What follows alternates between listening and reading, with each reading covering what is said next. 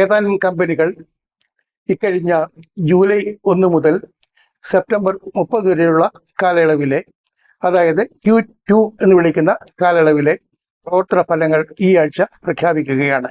ഈ തീയതികൾ എന്തൊക്കെയാണെന്ന് ഫോക്കസ് ഓൺ ഫൈനാൻസ് ഈ വീഡിയോയിലൂടെ ലഭ്യമാക്കുന്നു.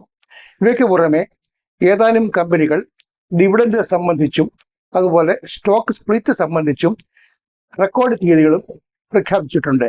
ആ തീയതികളും ഈ വീഡിയോയിലൂടെ ലഭ്യമാക്കുന്നതാണ്. ഈ വരുന്ന ദിവസങ്ങളിൽ പുറത്തുവരുന്ന പ്രവർത്തന ഫലങ്ങൾ എല്ലാം തന്നെ നിലവിലെ ഓഹരി ഉടമകൾക്ക് മാത്രമല്ല, ഈ കമ്പനികളുടെ ഓഹരികൾ സ്വന്തമാക്കാൻ ആഗ്രഹിക്കുന്ന അനേകം പേർക്കും ഉപകാരപ്രദമായിരിക്കും. കാരണം ഈ ദിവസങ്ങളിൽ നമുക്ക് ഈ കമ്പനികളുടെയൊക്കെ, അതായത് പ്രവർത്തന ഫലം പ്രഖ്യാപിക്കുന്ന കമ്പനികളുടെ ഒക്കെ തന്നെ കണക്കുകൾ സംബന്ധിച്ച് വ്യക്തമായ ധാരണ ലഭിക്കുന്നതാണ്. പല വ്യവസായ മേഖലകളിൽ നിന്നുള്ള, അല്ലെങ്കിൽ വ്യത്യസ്ത വ്യവസായ മേഖലകളിൽ നിന്നുള്ള കമ്പനികളുടെ പ്രവർത്തന ഫലം ഈ ആഴ്ച പുറത്തു വരുന്നുണ്ട്. ഏതാണ്ട് ബാങ്കിങ് മേഖലയിൽ നിന്ന് തന്നെ ഏതാണ്ട് 10ഓളം കമ്പനികളുടെ പ്രവർത്തന ഫലമാണ് ഈ ആഴ്ച പുറത്തു വരുന്നത്. രാജ്യത്തെ ഏറ്റവും വലിയ സ്വകാര്യ മേഖലാ ബാങ്കായ HDFC ബാങ്ക്, അതുപോലെ തന്നെ രണ്ടാം സ്ഥാനത്തുള്ള ICICI ബാങ്ക്, അതുപോലെ ആക്സിസ് ബാങ്ക്, യെസ് ബാങ്ക് തുടങ്ങിയവയുടെ പ്രവർത്തന ഫലങ്ങളൊക്കെ ഈ ആഴ്ച അറിയാൻ കഴിയും.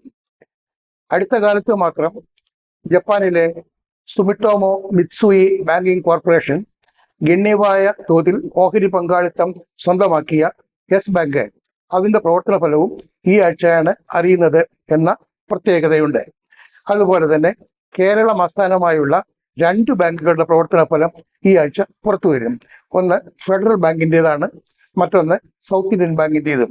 ഈ 2 ബാങ്കുകളുടെയും അനേകം ഓഹരി ഉടമകൾ കേരളത്തിൽ തന്നെയുള്ളവരായതുകൊണ്ട് അവർക്കൊക്കെ തന്നെ ഈ തീയതികൾ വളരെ വിലപ്പെട്ട അറിവായിരിക്കും. ബാങ്കിങ് ഓഹരികൾക്ക് പുറമെ ഏതാനും IT മേഖലയിൽ നിന്നുള്ള കമ്പനികളുടെ പ്രവർത്തന ഫലവും ഈ ആഴ്ച പുറത്തു വരുന്നുണ്ട്. IT മേഖലയിൽ നിന്ന് ഒരേ ഒരു കമ്പനിയുടെ പ്രവർത്തന ഫലം മാത്രമാണ് ഈ Q2 പുറത്തു വന്നിട്ടുള്ളത്. അത് ടാറ്റ കൺസൾട്ടൻസി സർവീസസിൻ്റെതായിരുന്നു. എന്നാൽ അതിനുശേഷം ഒരു കമ്പനിയുടെയും, IT മേഖലയിൽ നിന്നുള്ള ഒരു കമ്പനിയുടെയും പ്രവർത്തന ഫലം പുറത്തു വന്നിട്ടുള്ള ഈ ആഴ്ച പുറത്തു വരുന്ന ഫലങ്ങൾ ഒന്ന് ഇൻഫോസിസിൻ്റെതാണ്. ഇൻഫോസിസിൻ്റെ പുറമെ വിപ്രോ, അതുപോലെ തന്നെ HCL ടെക്നോളജി എന്നിവയുടെ പ്രവർത്തന ഫലവും ഈ ആഴ്ച പുറത്തു വരുന്നു. ഇവയ്ക്കെല്ലാം പുറമെയാണ് നേരത്തെ സൂചിപ്പിച്ചതുപോലെ ഏതാനും റെക്കോർഡ് തീയതികളും ഈ ആഴ്ചയുള്ളത്. അതായത് ഡിവിഡൻഡ് നൽകുന്നതിന് വേണ്ടിയും അതുപോലെ തന്നെ സ്റ്റോക്ക് സ്പ്ലിറ്റ് നൽകുന്നതിന് വേണ്ടിയും ഒക്കെയുള്ള റെക്കോർഡ് തീയതികളാണിവ. അവയിലേക്ക് കടക്കുന്നതിന് മുമ്പായിട്ട് പ്രവർത്തന ഫലം പ്രഖ്യാപിക്കുന്ന കമ്പനികൾ ഏതൊക്കെയാണെന്ന് നോക്കാം. ഒക്ടോബർ 13 തിങ്കളാഴ്ച HCL ടെക്നോളജിയുടെ പ്രവർത്തന ഫലം പുറത്തു വരുന്നുണ്ട്. അന്ന് ചേരുന്ന ബോർഡ് യോഗം പ്രവർത്തന ഫലം വിലയിരുത്തുക മാത്രമല്ല, ഇടക്കാല ലാഭവിഹിതം പ്രഖ്യാപിക്കുന്നതുമാണ്. ഈ 2 വിവരങ്ങളും, അതായത് കമ്പനിയുടെ ലാഭനഷ്ട കണക്കുകൾ സംബന്ധിച്ച വിവരങ്ങളും അതുപോലെ തന്നെ ഇടക്കാല ലാഭവിഹിതത്തിന്റെ അളവും അന്ന് തന്നെ അറിയാൻ സാധിക്കും. ഒക്ടോബർ 14 ചൊവ്വാഴ്ചയും ഒരു IT കമ്പനിയുടെ പ്രവർത്തന ഫലം തന്നെയാണ് പ്രധാനമായും പുറത്തു വരുന്നത്. അത് ടെക് മഹീന്ദ്ര എന്ന് പറയുന്ന കമ്പനിയുടേതാണ്. IT മേഖലയിൽ നിന്ന് ഫലം പ്രഖ്യാപിക്കുന്ന 3ാമത്തെ കമ്പനി ആയിരിക്കും ടെക് മഹീന്ദ്ര ലിമിറ്റഡ്. ഒക്ടോബർ 15 ബുധനാഴ്ച സ്വകാര്യ മേഖലയിലെ ഏറ്റവും വലിയ 3ാമത്തെ ബാങ്കായ ആക്സിസ് ബാങ്കിന്റെ പ്രവർത്തന ഫലം അറിയാം. ആക്സിസ് ബാങ്കിന്റെ പ്രവർത്തന ഫലത്തിന് പുറമെ പുറത്തു വരുന്ന പ്രധാന പ്രവർത്തന ഫലങ്ങൾ HDFC life, HDFC AMC എന്നിവയുടേതാണ്. HDFC life ഇൻഷുറൻസും അതുപോലെ തന്നെ HDFC AMCയും HDFC ഗ്രൂപ്പിൽപ്പെട്ട പ്രമുഖ കമ്പനികളാണ്. ഇവയുടെ 2ന്റെയും പ്രവർത്തന ഫലം ഒക്ടോബർ 15 ബുധനാഴ്ച അറിയാം. ഇവയ്ക്ക് പുറമെ ഹെറിറ്റേജ് ഫുഡ്സ് എന്ന കമ്പനിയും ഒക്ടോബർ 15 പ്രവർത്തന ഫലം പ്രഖ്യാപിക്കുന്നുണ്ട്. എണ്ണ ശുദ്ധീകരണ രംഗത്തെ പ്രമുഖ കമ്പനിയായ MRPL, അതിൻ്റെ ബോർഡ് ഓഫ് ഡയറക്ടേഴ്സ് ഒക്ടോബർ 15 യോഗം ചേരുന്നുണ്ട്. അതിൻ്റെ ഉദ്ദേശ്യവും പ്രവർത്തന ഫലം വിലയിരുത്തി അത് പ്രഖ്യാപിക്കുകയാണ്. കേരളം ആസ്ഥാനമായുള്ള മുത്തൂറ്റ് പാപ്പച്ചൻ ഗ്രൂപ്പിൽപ്പെട്ട, അതായത് മുത്തൂറ്റ് ബ്ലൂ എന്നറിയപ്പെടുന്ന മുത്തൂറ്റ് പാപ്പച്ചൻ ഗ്രൂപ്പിൽപ്പെട്ട മുത്തൂറ്റ് ക്യാപിറ്റൽ സർവീസസ് ലിമിറ്റഡിന്റെ പ്രവർത്തന ഫലവും ഒക്ടോബർ 15 ബുധനാഴ്ചയാണ്.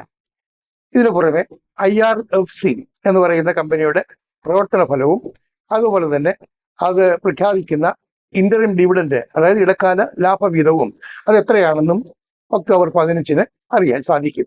ഒക്ടോബർ 16 വ്യാഴാഴ്ച IT മേഖലയിലെ പ്രമുഖ സ്ഥാപനമായ ഇൻഫോസിസ് ടെക്നോളജീസ് പ്രവർത്തന ഫലം പ്രഖ്യാപിക്കുന്നു.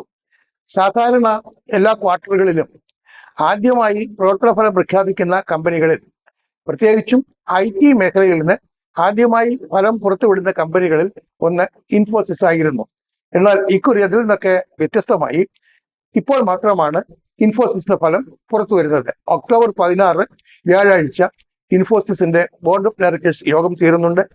ഫല പ്രഖ്യാപനത്തിന് പുറമെ ബോർഡ് ഓഫ് ഡയറക്ടേഴ്സ് ഇടക്കാല ലാഭവിഹിതം സംബന്ധിച്ചും തീരുമാനം എടുക്കും. അതായത് ഇടക്കാല ലാഭവിഹിതം എത്രയാണെന്നത് സംബന്ധിച്ചും തീരുമാനമെടുക്കും. അന്ന് തന്നെ, അതായത് ഒക്ടോബർ 16 തന്നെ നെസ്ലെ ലിമിറ്റഡിന്റെ ബോർഡ് യോഗവും ചേരുന്നുണ്ട്. പ്രവർത്തന ഫലം വിലയിരുത്താനാണ് യോഗം. ഇതിനു പുറമെ IT മേഖലയിൽ നിന്നുള്ള വിപ്രോ ടെക്നോളജീസും അതുപോലെ തന്നെ സ്വരാജ് എഞ്ചിൻസ് എന്ന മറ്റൊരു കമ്പനിയും ഒക്ടോബർ 16 റിസൾട്ട് പ്രഖ്യാപിക്കുന്നുണ്ട്. കേരളം ആസ്ഥാനമായുള്ള സൗത്ത് ഇന്ത്യൻ ബാങ്കിന്റെ ഫലപ്രഖ്യാപനവും ഒക്ടോബർ 16 സൗത്ത് ഇന്ത്യൻ ബാങ്കിന്റെ ബിസിനസ് 2 ലക്ഷം കോടി രൂപ കവിഞ്ഞു എന്നാണ് അടുത്ത ദിവസങ്ങളിലൊന്നിൽ അതിന്റെ ബിസിനസ് അപ്ഡേറ്റ് പ്രഖ്യാപിച്ചപ്പോൾ പുറത്തു വന്ന ഒരു കാര്യം. അതിനുശേഷം, അതായത് ഈ കഴിഞ്ഞ ക്വാർട്ടറിലെ പ്രവർത്തന ഫലം അതുകൊണ്ട് തന്നെ വളരെ പ്രാധാന്യം വഹിക്കുന്നതാണ്. സൗത്ത് ഇന്ത്യൻ ബാങ്കിന്റെ പ്രവർത്തന ഫലവും ഒക്ടോബർ 16 അറിയാം.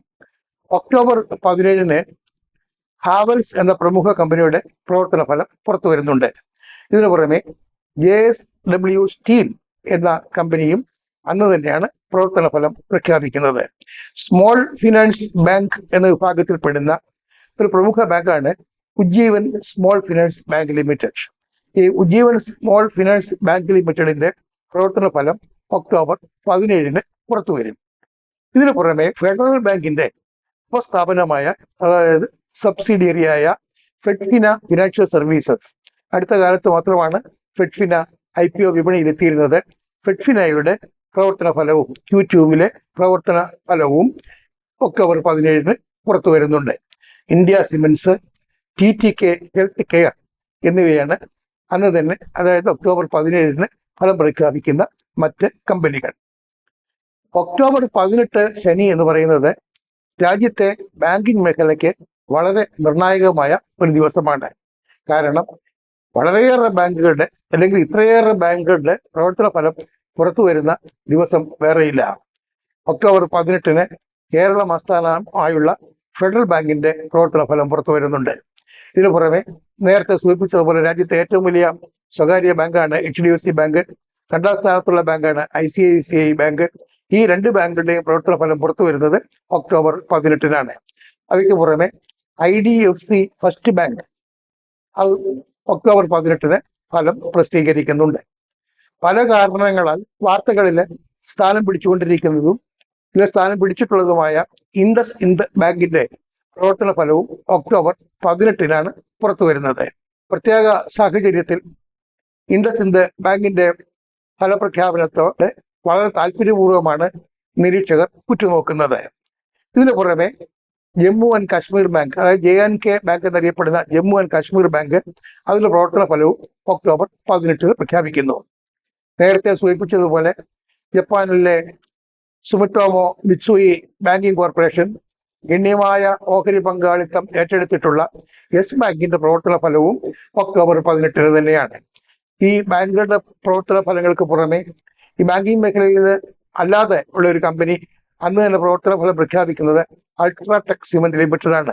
രാജ്യത്തെ ഏറ്റവും വലിയ സിമന്റ് ഉൽപാദന കമ്പനികളിൽ ഒന്നാണ് അൾട്രാടെക് സിമന്റ് ലിമിറ്റഡ്. ഇനി ചില റെക്കോർഡ് തീയതികൾ പരിശോധിക്കാം. ഒക്ടോബർ 14 ഗോകുൽ അഗ്രോ റിസോഴ്സസ് എന്ന് പറയുന്ന കമ്പനി റെക്കോർഡ് തീയതിയായി പ്രഖ്യാപിച്ചിട്ടുണ്ട്. നിലവിൽ ഗോകുൽ അഗ്രോ റിസോഴ്സസ് കമ്പനിയുടെ ഓഹരി മുഖവില എന്ന് പറയുന്നത് 2 രൂപയാണ്.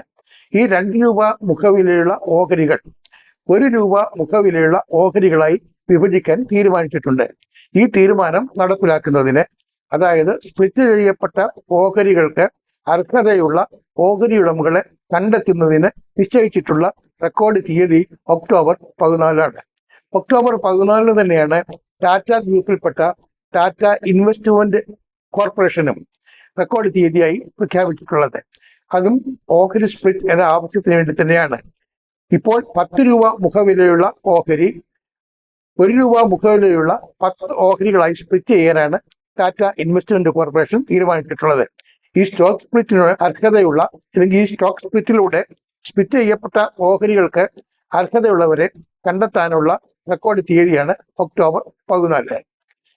October 15 Tata consultancy services limited ഇടക്കാല ലാഭവിഹിതം നൽകുന്നതിനുള്ള റെക്കോർഡ് തീയതിയായി നിശ്ചയിച്ചിട്ടുണ്ട്. കഴിഞ്ഞ ആഴ്ച ഫലപ്രഖ്യാപനം നടത്തിയ TCS ഇന്ററിം ഡിവിഡൻഡും പ്രഖ്യാപിച്ചിരുന്നു. ആ ഇന്ററിം ഡിവിഡൻഡിന് അർഹതയുള്ള ഓഹരി ഉടമകളെ കണ്ടെത്താനുള്ള റെക്കോർഡ് തീയതിയാണ് ഇപ്പോൾ ഒക്ടോബർ 15 നിശ്ചയിച്ചിരിക്കുന്നത്.